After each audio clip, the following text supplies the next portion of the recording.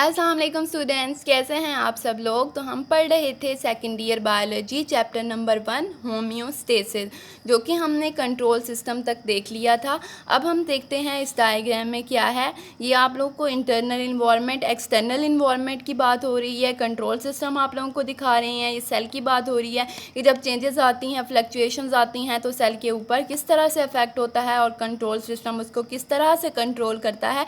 ये सारा कुछ आप लोग पढ़ चुके हैं। इन्होंने डायग्राम से भी आप लोगों को शो कर दिया है। नेक्स्ट हमारे पास जो टॉपिक है that is osmoregulation, water relation of cell. इस टॉपिक में ये बहुत ही छोटा सा टॉपिक है। इस टॉपिक में वाटर की बात हो रही है, ठीक है, कि वाटर क्या है। Water is a solvent that dissolve maximum amount of solute. तो वाटर ही एक ऐसा सॉल्वेंट है जो कि जिसके अंदर कैपेसिटी है कि वो मैक्सिमम सोल्यूट को अब्जॉर्ब कर सकता है।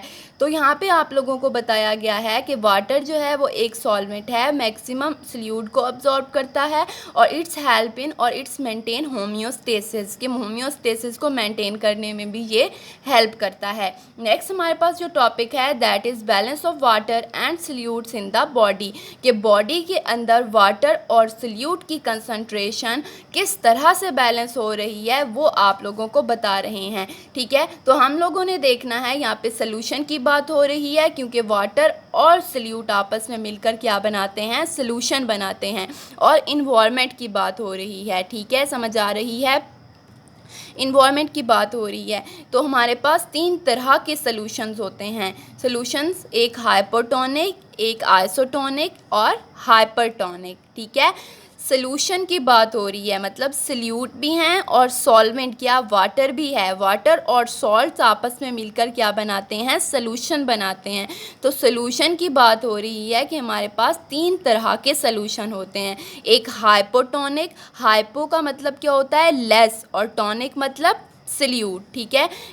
लेस सोल्यूट हैं जब हमारे पास सोल्यूट कम है और हम कह रहे हैं कि सोल्यूशन जो है वो सोल्यूट प्लस सॉल्वेंट मिलकर सोल्यूशन बनाते हैं।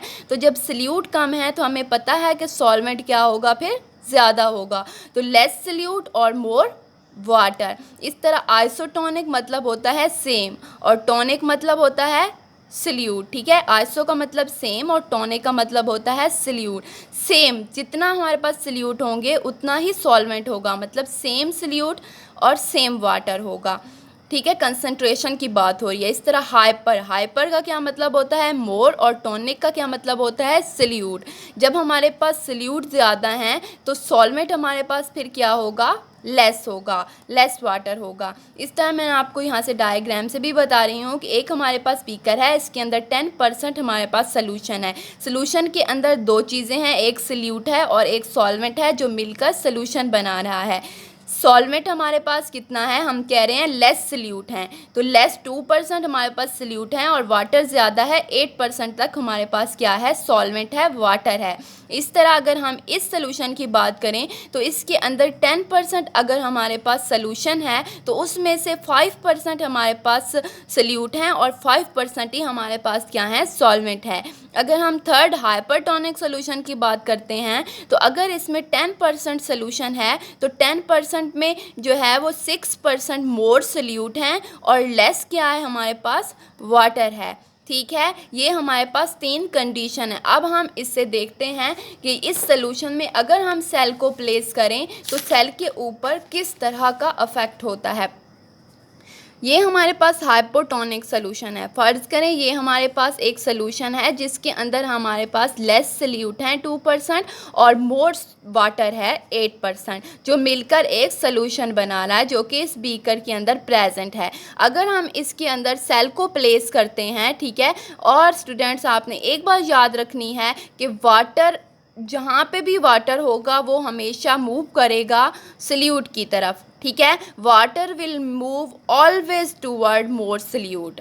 जितना भी वाटर जहाँ पे ज़्यादा होगा, वाटर जहाँ पे भी प्रेजेंट होगा वहाँ जहाँ पे मोर सोल्यूट होंगे वाटर उस तरफ मूव करेगा, ठीक है। तो हमें पता है कि ये बीकर है, बीकर के अंदर क्या है, सोल्यूट कम है और वाटर ज़्यादा है, ठीक है। और अगर जो हमने सेल प्लेस किया है उसके अंदर सोल्यूट ज़्यादा हैं और वाटर लेस है। अभी मैं आप लोगों को बता रही हूँ कि जहाँ यहाँ पे वाटर किस तरफ मूव करेगा, जिस तरफ सल्यूट ज़्यादा होंगे। तो सल्यूट कहाँ पे ज़्यादा हैं, इनसाइड द सेल सल्यूट ज़्यादा हैं। तो वाटर जो है वो बाहर से किधर मूव करेगा, सेल के अंदर मूव करेगा। ठीक है, जब water move inside the cell तो सेल बिकम टर्जिट, सेल क्या हो जाएगा, स्वेल हो जाएगा। ठीक है, अगर हम हाइपोटोनिक सोल्यूशन के अंदर सेल को प्लेस करते हैं तो हाइपरटोनिक सोल्यूशन के अंदर वाटर ज़्यादा है और सल्यूट कम है, और सेल के अंदर सल्यूट ज़्यादा हैं और वाटर कम है। ठीक है, तो वाटर जो है वो हाइपोटोनिक सोल्यूशन से सेल के इनसाइड मूव करना शुरू कर देगा, जिसकी वजह से सेल स्वेल कर जाएगा, सेल लार्ज हो जाएगा, सेल टर्जिट हो जाएगा। समझ आ गई है। नेक्स्ट हमारे पास सोल्यूशन है आइसोटोनिक सोल्यूशन। आइसो मतलब सेम, इसके अंदर वाटर और सॉल्ट की कंसंट्रेशन, सल्यूट और सॉल्वेंट की कंसंट्रेशन सेम है, सेल के ऊपर कोई भी इफेक्ट नहीं होगा, सेल बिल्कुल सेम रहेगा। नेक्स्ट हमारे पास है हाइपरटोनिक सोल्यूशन।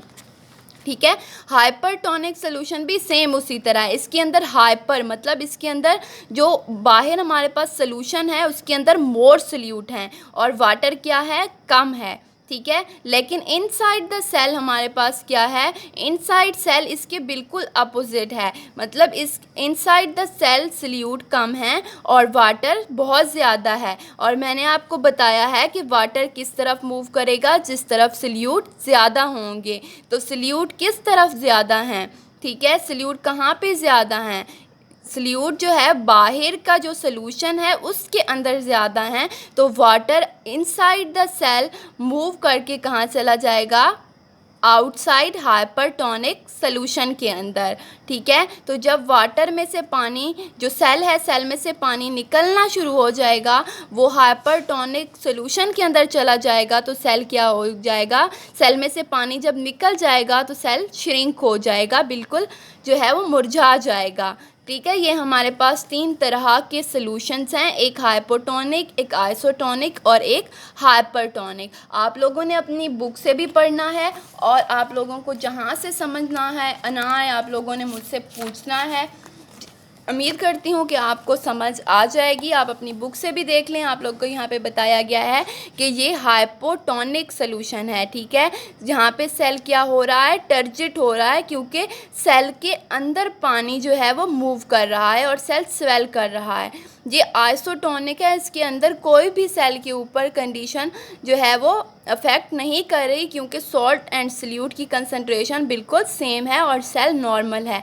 यहाँ पे हाइपरटोनिक में बताया गया है कि वाटर जो है वो सेल से बाहर मूव कर जाएगा हाइपरटोनिक सोल्यूशन के अंदर, क्योंकि बाहर सल्यूट की कंसंट्रेशन ज़्यादा है, इस वजह से वाटर सेल से बाहर मूव करेगा, तो सेल क्या हो जाएगा, श्रिंक हो जाएगा। ठीक है, समझ आ गई है। आज तक इतना ही, आज के जो लेक्चर था वो इतना ही है। तो नेक्स्ट हम कल पढ़ेंगे। आप लोगों को जहाँ से समझ ना आए आप लोगों ने मुझसे पूछना है। ठीक है, थैंक यू सो मच।